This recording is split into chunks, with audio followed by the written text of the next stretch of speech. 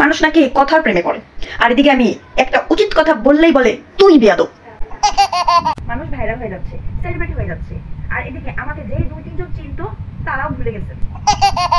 শরীরটা অনেক খারাপ, ডাক্তার বলছে শরীরে শপিং এর কমতি আছে, একটু যদি শপিং করতাম তাহলে নাকি শরীরটা ভালো হয়ে যেত।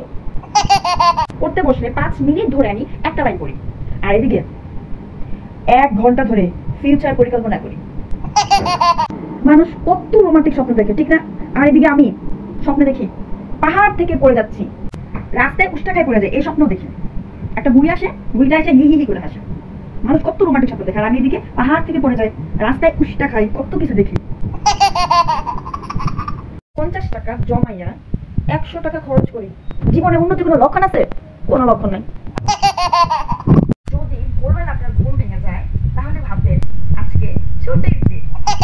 ঘুমের ওষুধ খেলেও ততটা ঘুম আসে না যতটা বই পড়তে বসলে ঘুম আসে।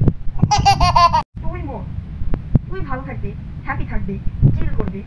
তুই কেন সারাদিন বলবি ভাল লাগে না, ভাল লাগে না, ভাল লাগে না? বল আমারে।